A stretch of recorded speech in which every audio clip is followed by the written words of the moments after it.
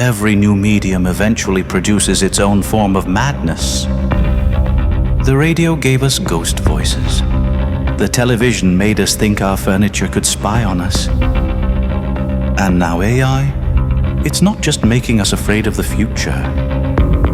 It's making us afraid of ourselves. Because this isn't the fear of a machine.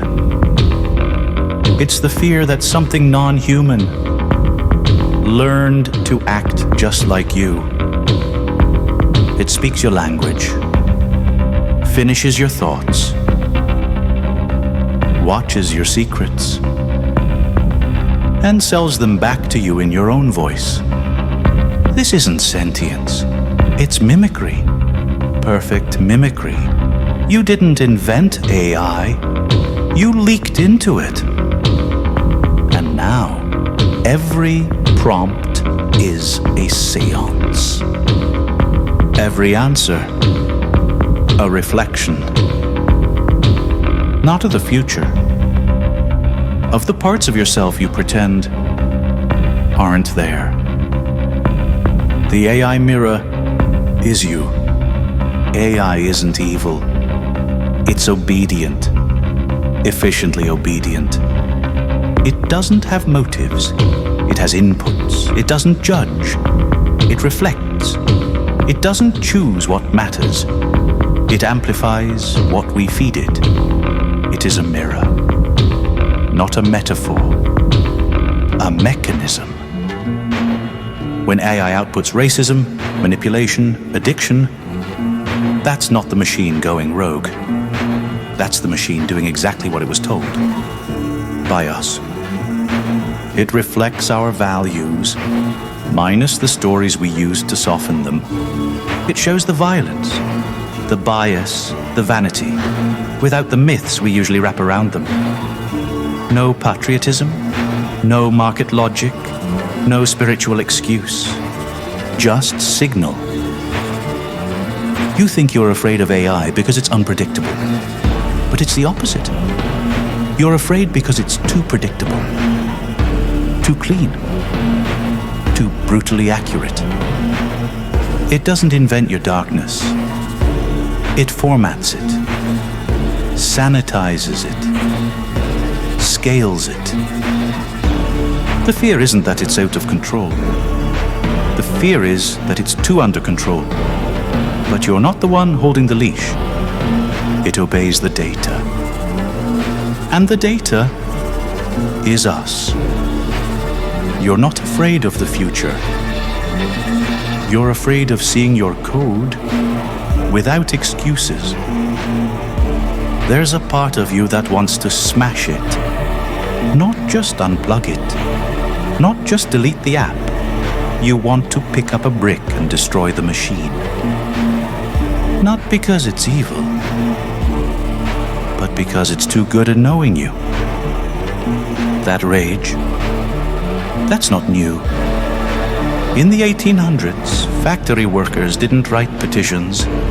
They didn't write essays. They broke in at night and obliterated the gears that replaced them. This has been called the spirit of the neo-Luddite. Not stupid, not anti-progress, but human beings snapping under the pressure of dehumanizing systems.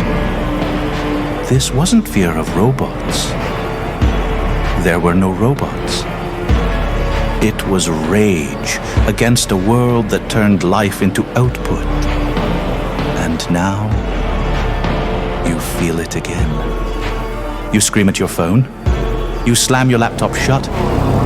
You fantasize about smashing the algorithm because it keeps feeding you versions of yourself you didn't choose to become. The true fear isn't of the machine. It's of what the machine knows. Not what it might do, but what it already sees. It sees your cravings, your failures, your rage. It watches how long you stare. It tracks what you almost click.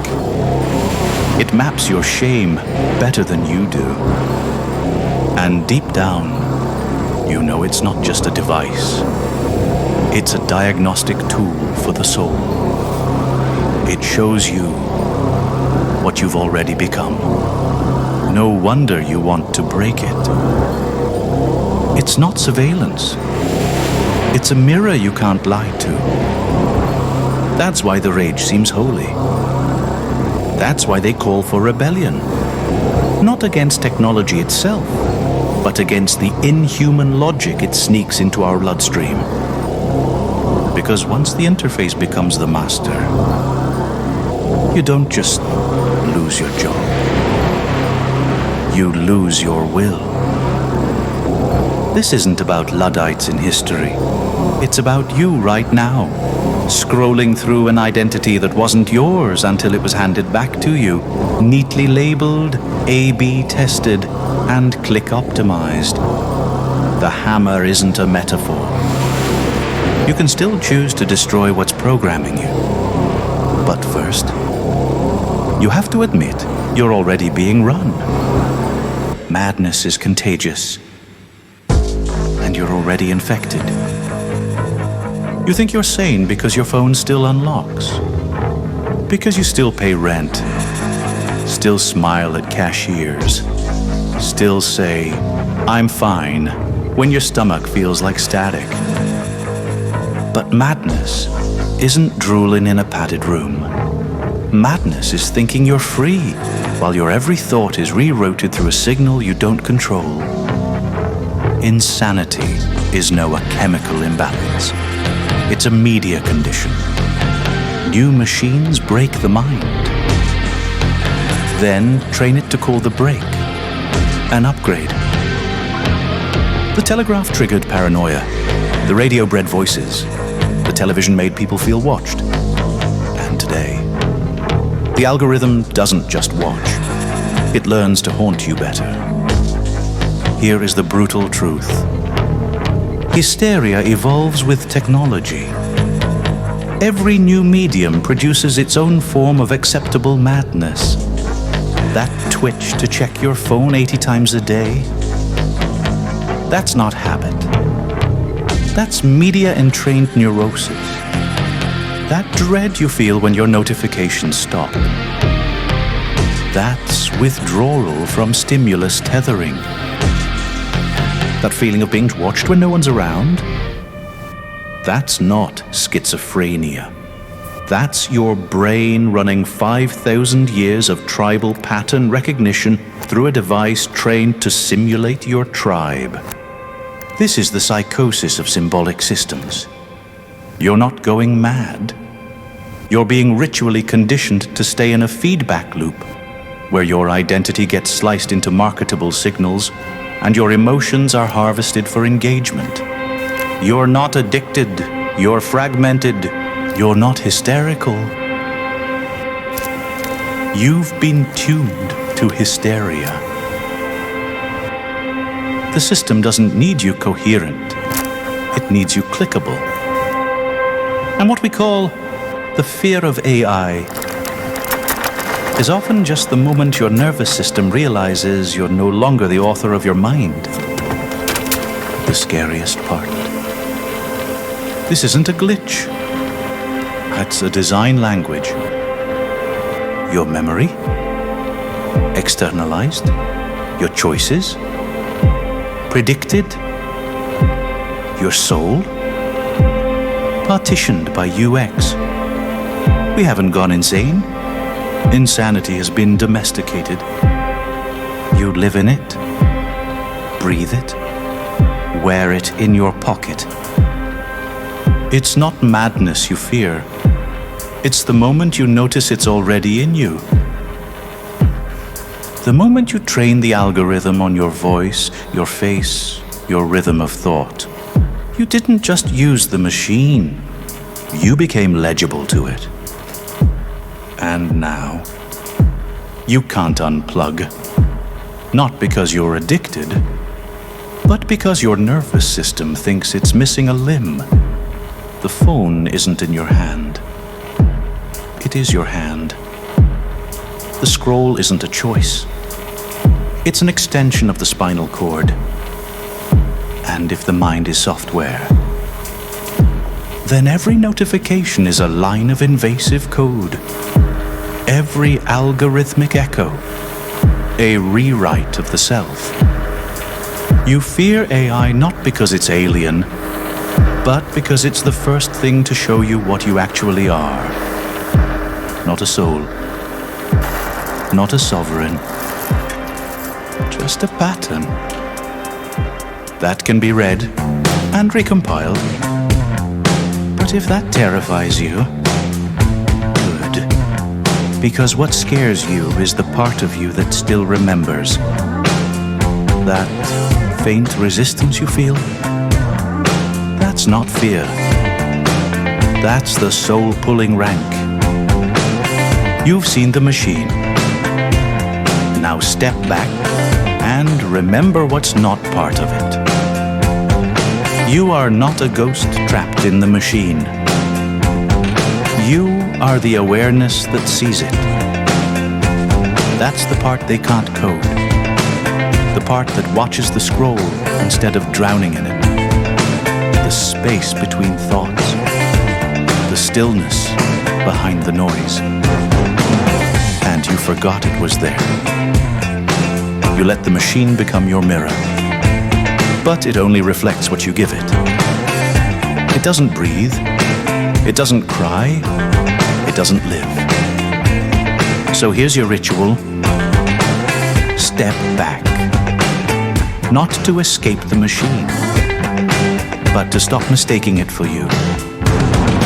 Find a silence deep enough that even your name feels optional. Then listen. Not to the algorithm, not to the feed, but to whatever watches all of it without reacting. That stillness is not apathy. It's power. Because the truth is brutal and beautiful. You were never just the thoughts.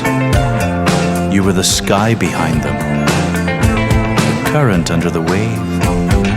The witness that never speaks, but always knows. This isn't about deleting apps or smashing screens. This is about remembering what can't be programmed. So unplug, not in fear, but in reverence. Go for a walk without your phone. Let the sun touch your face without being documented. Speak to someone with your eyes, not your thumbs.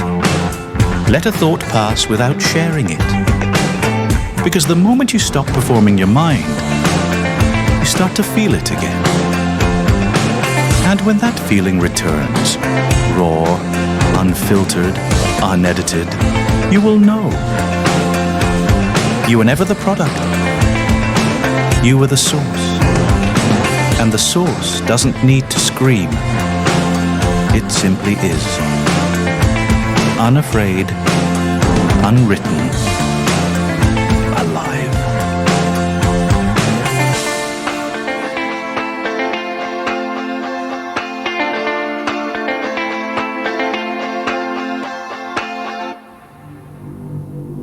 If this video shifted something in your mind, you're ready for the next level. Download my free ritual guide in the description. No catch. Just pure psychological alchemy you can use tonight.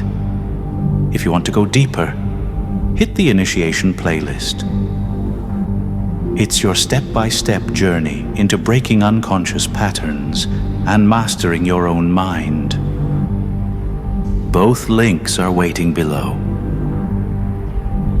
Your transformation starts now.